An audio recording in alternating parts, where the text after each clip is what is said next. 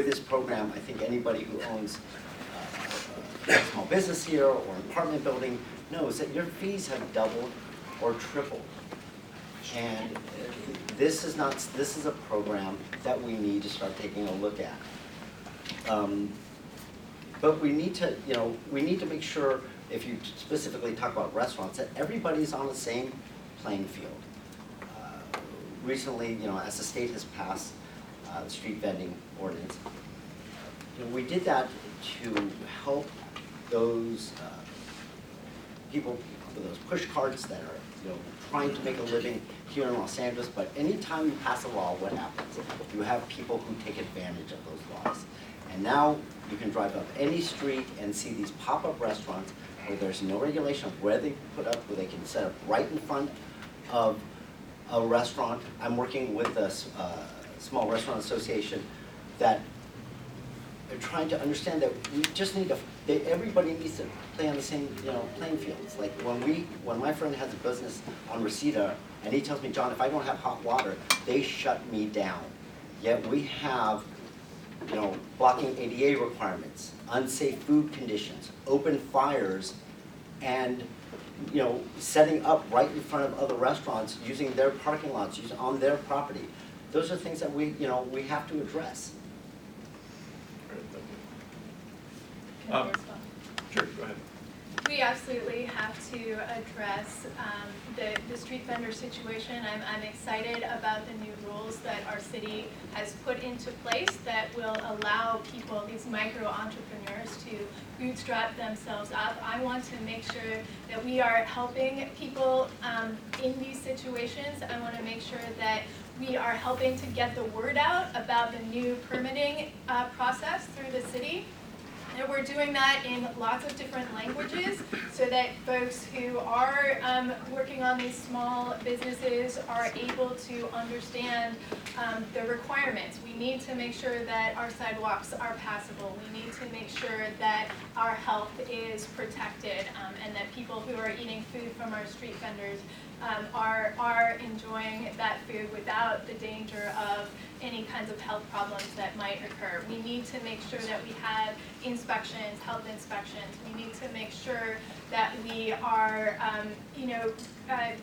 enjoying their revenues as well from the tax base, and that the people who are having these small businesses are part of the revenue system, just like every other business. And we want to help these folks graduate from the sidewalks into brick and mortar businesses and continue to help modernize our economy and help grow our economy through the future. And the best way to do that is to get out the word about the new requirements and the new systems.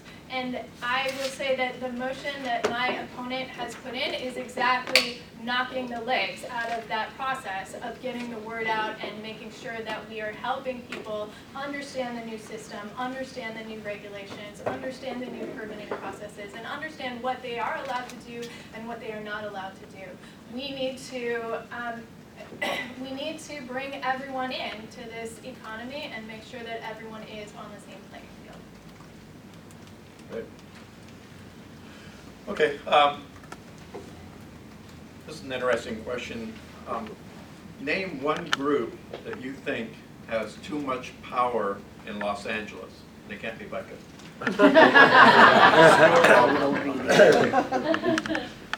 Well, it could be BICA if it's good. Good. That is acceptable. Either of you have any of you have one that comes to mind? Well, I know who doesn't. It's the business community. The business community never seems to have a seat at the table. We pass laws over and over and over again, and we never seem to include you, the business community, in those discussions. And so that's something that needs to change. I've talked often with so many of you on my ideas of how we can change that. Hopefully start supporting people who understand that you are what drives our economy. Organizations like BICA that represent small, medium, large businesses, that we have to start treating better. We can't rely that just Southern California weather is going to be good enough to keep businesses here. We need to start doing more for our business community. Well, I can point to an awful lot of organizations that have too much power. I think we all agree that lobbyists and special interests are really, destroying our politics in many ways at many different levels, whether it's the national level or the state level or the local level. And, I am someone who is an ordinary community member running against someone who was a former lobbyist and who has received paychecks from particular interests in the city that are interested in getting city contracts. And I want to be the kind of person who will stand up to those special interests, who will fight for the community, who will fight for the valley, and fight for the ordinary people of my district to make sure that they are getting what they need. And specifically, I do also want to call out the DWP Union, which has spent so much money in this previous race, and of course, I'm sure will spend more money in this coming race. I want to be someone who stands up to these forces that are stopping us from moving forward into the future and trying to hold us back from what we know we need to do to face the demands of our economy and to face the demands of our climate emergency. Okay. So, as many of you know, VICA has pushed for and voters approved funding measure for transportation that includes a plan for a bus rapid transit similar to the Orange Line, but without the dedicated line to connect CSUN to the upcoming Van Nuys Boulevard train. What are your feelings about this project? I believe there's a lot of misconception out there regarding the East-West. I think that Valley needs its fair share. I think CD12 needs its share of transportation. These are things that are important. I don't want to be 20 years down the line looking at okay, what we should have done. But I think it's also important that when projects are jammed in at the last second, when there's no studies doing on whether this street is better than this street, that's where I have that issue. I am not against an east-west transit line, and I want to make that clear.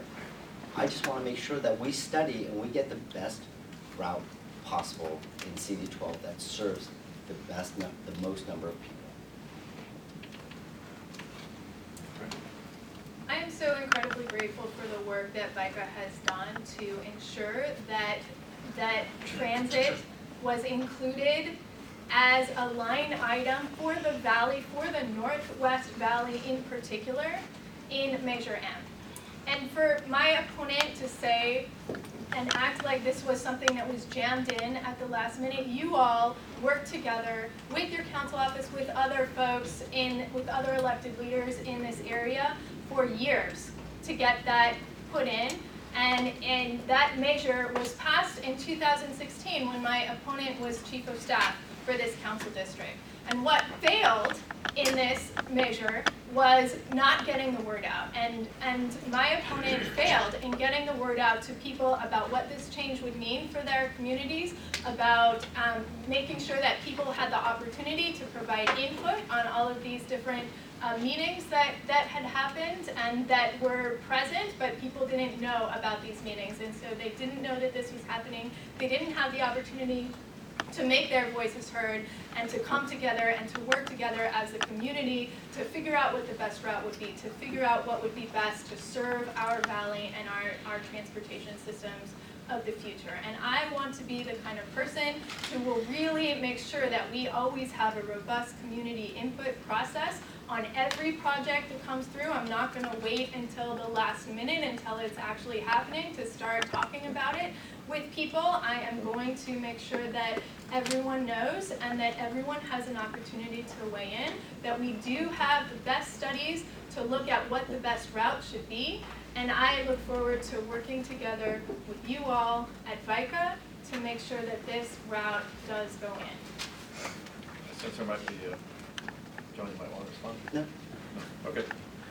All right. So we have time to also take some more questions from the audience.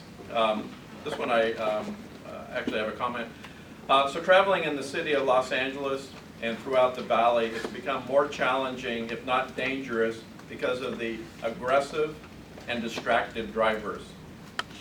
Police do not have the capacity to enforce traffic laws, and we're going to ask you what your thoughts are on the use of technology, such as cameras, technology, to make driving in LA and the Valley safer, while also generating revenue. Okay, that could potentially fill the city budget needs. Sure, yeah. You know, 3 of the most dangerous intersections in the entire state are in our council district, including number 1, number 3, and number 5 are all in our council district. And I have worked on this issue since I was teaching at Cal State University Northridge. I had a group of students that worked together to try to create a plan for making Reseda and Devonshire, which is the #1 most dangerous intersection in the state according to the Vehicle Injury Network, a better and safer place to drive and to walk and to bike. And we worked, you know, my students worked on that plan. They worked to knock doors in the area. They presented to neighborhood councils in the area, and then they came and presented to their council office, and the council office simply wasn't interested in pursuing any of the recommendations that they made and that they got buy-in for from the community. And it's that kind of inaction that I have been so frustrated with, and that has caused me to want to run for this office.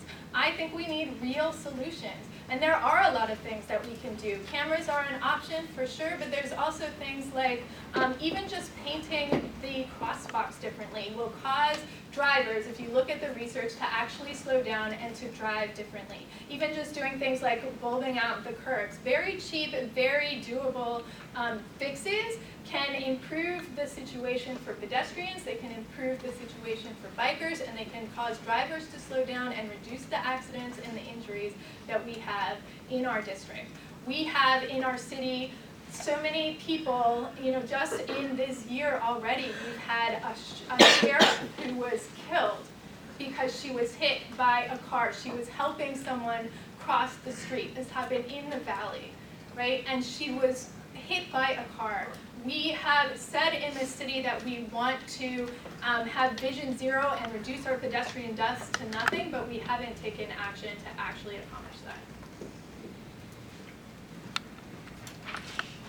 So, yeah, I mean, technology is something that we obviously are seeing more and more in the cars that we're buying that hopefully eliminate what I see as such a big, huge distraction that I'm sure many people in this room, including myself at times, have been guilty of that, checking a text and looking at that, becoming distracted that way, that we need to make sure that, technology is getting better about that. Bought a new car that, talks to me and tells me in text, and I can voice text. There's nothing I can't do now over through that voice thing. I think we need to take a look at the different measures that have been put in the past regarding certain bike lanes and how they've affected certain areas to make sure that those are actually helping. I recently put in motion to hear a study back on the Reseda lanes, where I've personally been there. I've never seen never seen a car door taken off until, we passed that initiative. I've been in a car where if I had another coat of paint, because it pushed my car out almost into the lane because of the bike lanes there. Bike lanes are important, but we just need to make sure that we're approaching it the right way, and that's safe for everyone. Pedestrians, our biking community, and the people driving their cars. But there are other solutions as far as the big difference, like where she talks about Reseda, that was a timing issue. That was a simple lighting timing issue with the green arrow was mistimed. That has been fixed. We need to address certain things where, especially in our district, we have wide, long, straight, open lanes where street racing occurs, and how we tackle that problem. We put a task force together to find and go after the people who are engaging in this reckless activity, and giving them real problems as far as impounding cars. attacking this end, to pay attention to those important subjects that affect those accidents in our community. If you actually look at the data for the Complete Streets program on Reseda, it has actually reduced crashes, not just reduced pedestrian deaths and biking deaths, but it has actually reduced vehicle crashes. Because those barriers that you see that are protecting the bike lane are a visual cue to drivers to slow down. And so this aggressive and distracted driving that was talked about in the question, you can actually change people's behavior just by changing what the street looks like and change people's driving behavior. It's a remarkable fact. And so we have seen crashes reduced on that area of Reseda where the Complete Streets program was put in, where at the same time that crashes have been increasing and injuries have been increasing on other parts of Reseda. And so I think it's really important to actually look at the data, to actually look at the results of a project and see what's working and what isn't working, and make sure that we are making policy based on evidence, not just based on the loudest people who might complain about not liking bicycles. Great. I'm going to just throw my 2 cents in. As many of you might know, under Chief Michael Moore, he's launched an initiative to hire volunteers at each of the stations. I bring this up because Devonshire happens to be a model for this in hiring volunteers. North Hollywood LAPD, where I work, is also one of those. I bring this up because they're actually putting people on the street to help with this problem with speeding. What they do is they send these volunteers out with cameras, and they take pictures of the speeding vehicles, get the information, they send a letter. They can't give them a ticket, but they send a letter.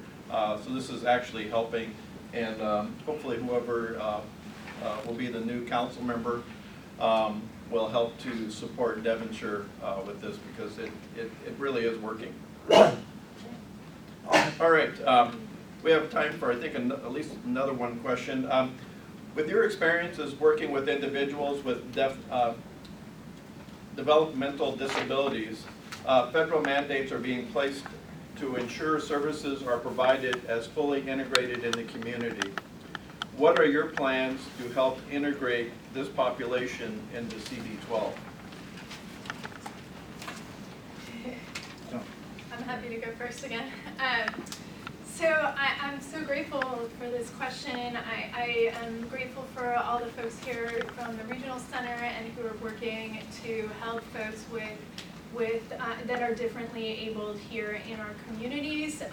We know that it's incredibly important not only to make sure that we have all the federal and state funding that we need to support people who need that kind of funding, but we also know that we need to change our communities and make sure that our communities are friendly and are welcoming to everyone in our communities. That's part of modernizing our transportation systems, making sure that everybody can get around our city, no matter how you get around our city, whether it's on a wheelchair. We need to make sure that our sidewalks are in good condition and are repaired so that people can actually pass on those sidewalks, no matter how they are getting around, whether it's on wheels or with a walker or with a cane. Everybody deserves to be able to